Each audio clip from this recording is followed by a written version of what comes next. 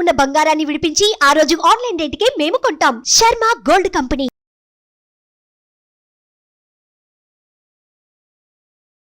నమస్తే, welcome to Suman TV. నేను మీ యామ్ని. ఈ నెల జూలై నెలలో 16వ తారీఖు నుంచి 31 వరకు 12 రాశుల వారికి ఏ విధంగా ఉంటుంది, వాళ్ళకి సంబంధించిన పరిహారం తెలియచేయడానికి ప్రస్తుతం మనతో ఉన్నారు ప్రముఖ జ్యోతిష్య వాస్తుశాస్త్ర పండితులు బ్రహ్మశ్రీ నందిబట్ల శ్రీహరి శర్మ గారు ఉన్నారు. గురుగారితో మాట్లాడి మనకున్న సందేహాలను అడిగి తెలుసుకుందాం. నమస్కారం గురుగారు.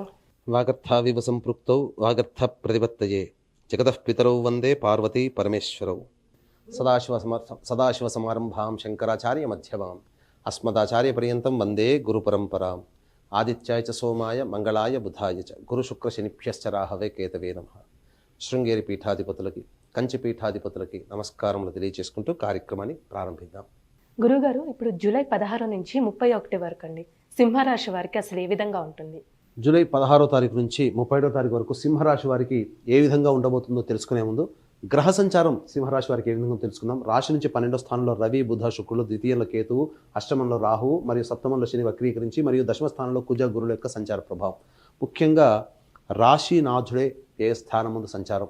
ఈ కారణం చేత మీరు ప్రధానంగా ఎన్ని జాగ్రత్తలు తీసుకున్నప్పటికీ కూడాను కొన్ని కార్యములలో అవాంతరాలు కానీ అధిక ధన వ్యయం అయ్యే అవకాశాలు కానీ గోచరమవుతున్నాయి. అయితే దశమందు కుజ, గురుల యొక్క సంచార ప్రభావం, ఈ యొక్క గురు యొక్క ప్రభావం చేత మంచి పనులు చేయాలనేటువంటి సంకల్పం ఉంటుంది. కానీ కుజుడు రాశి మీద వీక్షణం, ఈ కారణం చేత మీకు కొంత మానసికమైనటువంటి ఒత్తిడి అధికంగా ఉండడము, లేకపోతే అతి ఆత్మవిశ్వాసానికి మీరు గురవ్వడము, లేకపోతే చిన్న విషయానికే మీ యొక్క 16వ తారీఖు నుంచి 31వ తారీఖు వరకు కుటుంబ సభ్యులతో కావచ్చు, అలాగే మిత్రులతో కావచ్చు, ఎదుటివారితో కావచ్చు, ఎవరితోనైనా కానీ చిరాకు పడడం అనేటువంటిది ఎక్కువగా జరుగుతుంది. కాబట్టి మీ యొక్క మనస్సుని అదుపులో ఉంచుకొని చిరాకు, కోపము తగ్గించుకుంటే ఈ 16 నుంచి 31వ తారీఖు వరకు ఉన్నటువంటి సమస్యలు చాలా మటుకు మీ యొక్క ప్రవర్తన వల్లనే వస్తాయనేటువంటి విషయాన్ని గమనించుకోవాలి. కాబట్టి జాగ్రత్తలు పాటించండి.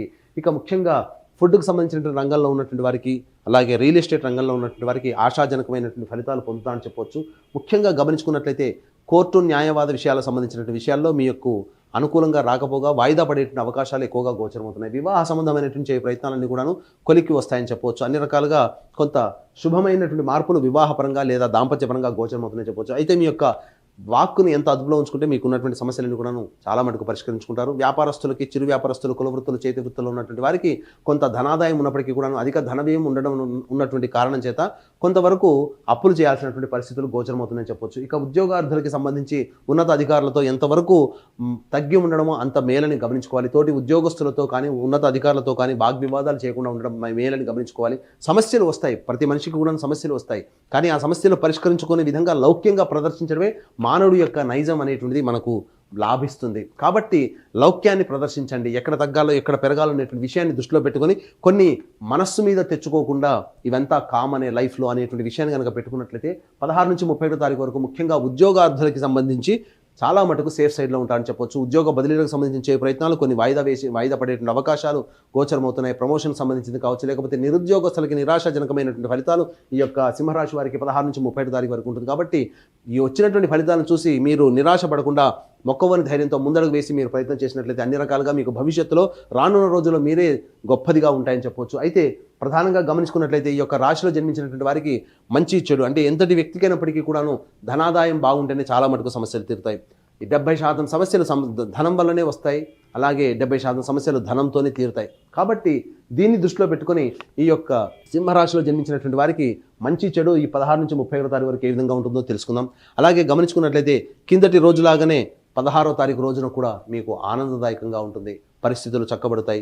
ఇతరుల యొక్క సహాయ సహకారాలతో మీకు ధనాదాయం పెరగడం కానీ, మీరు అనుకున్నటువంటి పనులు చేపట్టేటువంటి విధంలో ఇతరుల సహాయ సహకారాల వలన ఆగిపోయిన పనులను పూర్తి చేసుకునే అవకాశాలు గోచరమవుతున్నాయని చెప్పొచ్చు.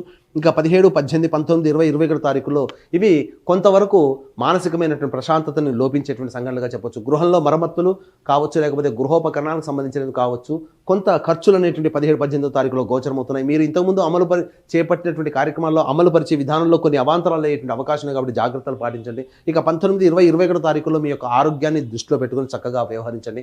కొంత అనారోగ్యం చేసేటువంటి సంఘటనలు ఉంటాయి. అలాగే ఈ యొక్క 19, 20, 21 తారీఖుల్లో మీరు ఏ పని చేయాలన్నా కానీ బద్ధకం లేదా వాయిదా వేసుకోవడం అనేటువంటి సంఘటనలు ఎక్కువగా ఉంటాయని చెప్పవచ్చు. ఇక 22, 23 తారీఖు, 24, 25 తారీఖుల్లో ఈ మీకు విశేషమైనటువంటి ధనాదాయం గోచరమవుతుంది. వ్యాపార రంగంలో ఉన్నటువంటి వారికి, కుల వృత్తులు, చేతి వృత్తులు, చిన్న వ్యాపారస్తులకి అందరికీ కూడాను మీకు వ్యాపారం చాలా చక్కగా జరగడం, అనుకున్నటువంటి విధంగా కంటే కూడా ఎక్కువగా ధనాదాయం రావడం అనేటువంటి జరుగుతుంది. లేకపోతే మీరు ఇంతకుముందు ఏదైనా పనులు చేపట్టినప్పుడు ఆ పనులకు సంబంధించినటువంటి వర్తమానం డబ్బుల రూపంలో మీకు చేతికి అందేటువంటి అవకాశాలు ఉంటాయి. లేకపోతే మీ యొక్క సమస్యల పరిష్కారం కోసం ఎవరినైతే మీరు అప్పడుగుతారో, లేదా మీ భవిష్యత్తుకు మంచి బాట వేసేందుకై లోన్లు అప్లై చేసుకుంటారో, ఆ లోన్లకు కానీ అప్పులకు సంబంధించినటువంటి శుభమైనటువంటి వార్తలు ఈ యొక్క 22, 23, 24, 25వ తారీఖులో మీరు గోచరమవుతుందని చెప్పొచ్చు. ఇక 26, 27వ తారీఖులో కనుక గమనించుకున్నట్లయితే ప్రధానంగా మానసికమైనటువంటి శ్రమ, శారీరక ఒత్తిడి అధికంగా ఉండడం, ఏ పని ఎందుకు కూడాను మనసు లగ్నం చేయలేకపోవడం, అంతకుమించి మురిగే నక్క మీద తాడిపండు పడ్డట్టుగా మీకు ఖర్చులు అధికంగా ఈ 28, 26, 27 తారీఖులో గోచరమవుతున్నాయి. కాబట్టి మీ జీవితంలో 26, 27వ తారీఖులో ఆల్రెడీ ఖర్చులు ఉన్నాయి. కాబట్టి దీన్ని దృష్టిలో పెట్టుకొని మీరు కొత్తగా ఖర్చులు కనుక ప్లానింగ్ చేసుకున్నట్లయితే ఈ జరిగేటువంటి ఖర్చులకి మీ ప్లానింగ్లో ఉన్నటువంటి ఖర్చులు తోడై ముబ్బడిగా మీకు ధన ఖర్చులు ఎక్కువగా ఉంటాయి. కాబట్టి జాగ్రత్తలు పాటించి ఖర్చులు తగ్గించుకోవడం, ఖర్చుల్ని వాయిదా వేసుకోవడం కనుక చేసుకున్నట్లయితే కొంతవరకు నష్ట నివారణ మీరు పొందవచ్చని చెప్పొచ్చు. ఇక 28, 29వ తారీఖుల్లో సంతానపరమైనటువంటి చిక్కులు, సమస్యలు, సంతానపరంగా ఖర్చులు పెరిగేటువంటి అవకాశాలు కాబట్టి సంతానపరంగా సమస్యలు వచ్చే అవకాశం కాబట్టి సంతానంతో వాగ్వివాదాలు చేసుకోకపోవడం చాలా మేలనేటువంటి విషయాన్ని గమనించుకోవాలి. ఇక ముఖ్యంగా దాంపత్యంలోని సంతానం కోసం ఎదురు చూసేటువంటి వ్యక్తులు ఈ 28, 29వ తారీఖులో సంతానపరమైనటువంటి నిర్ణయాల్ని వాయిదా వేసుకోవడమే చాలా మేలని గమనించుకోవాలి. ఇక 30, 31వ తారీఖుల్లో ఈ యొక్క మాసాంతంలో మీకు ఆనందదాయకమైనటువంటి పరిస్థితులు గోచరమవుతున్నాయి. ఇప్పటి వరకు మీరు వ్యాపారంలో కావచ్చు, ఉద్యోగంలో కావచ్చు, ఏదైతే నిర్ణయాలు తీసుకుంటారో ఆ నిర్ణయాలకు సంబంధించినటువంటి అమలుకి సంబంధించినటువంటి విషయాలన్నీ మీకు దగ్గర అవ్వడం, తద్వారా మానసికమైనటువంటి తృప్తితో ఈ 30, 31వ తారీఖుల్లో ఉంటానని చెప్పొచ్చు. ధనాదాయం కూడా కనబడుతుంది. కాబట్టి అన్ని రకాలుగా 30, 31వ తారీఖుల్లో సంతోషకరమైనటువంటి స్థితిగతులు ఈ యొక్క సింహరాశిలో ఉన్నటువంటి వారు పొందవచ్చు. అయితే ముఖ్యంగా గమనించుకున్నట్లయితే ఎంతటి వ్యక్తులకైనప్పటికీ కూడాను దైవానుగ్రహం తప్పనిసరి. దుర్యోధని పక్షాన 11 అక్షౌహిణీలు ఉన్నాయి, పాండవుల పక్షాన 8 అక్షౌహిణీలు ఉన్నాయి.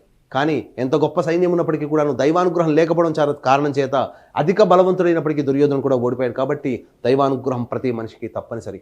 కాబట్టి ఈ దైవానుగ్రహాన్ని అందరికీ అందించాలనేటువంటి ఒక సదుద్దేశంతో శ్రీకాళహస్తి క్షేత్రంలో గురు పౌర్ణమి సందర్భంగా ఈ నెల 21వ తారీఖు రోజున రాహుకేతు పూజ, విద్యార్థుల కోసం సరస్వతి దక్షిణామూర్తి హోమాలు, అలాగే వృషభ, మిథున, కర్కాటక, సింహ, తుల, వృశ్చిక, మకర, కుంభ, మీన రాశుల్లో జన్మించినటువంటి వారికి శనిదోష నివారణ, సింహరాశి వారికి దాంపత్య శనిదోష ప్రభావం ఉండడం, అలాగే గమనించుకున్నట్లయితే వివాహం, ఉద్యోగం, దాంపత్యం, అనారోగ్య సమస్యల నివారణకి 18 రకాల హోమాదులు కేవలం 1500 రూపాయల రుసుముతో మీ యొక్క గోతనామాలతో చేయించడం జరుగుతుంది. అలాగే సంవత్సరం పొడుగుతా ఒక్కొక్క క్షేత్రంలో మీ గోతనామాలతో చేయించుకోదలిస్తే సంవత్సరం పొడుగుతా కూడా చేయించుకోవచ్చు. కార్యక్రమ తదనంతరం కాంటాక్ట్ చేసి పూర్తి వివరాలు తెలుసుకోవచ్చు. గురుగారు, ఇప్పుడు జూలై 16 నుంచి 31 వరకు అండి సింహరాశి వారు అసలు ఎలాంటి పరిహారం చేసుకుంటే మంచిదంటారు?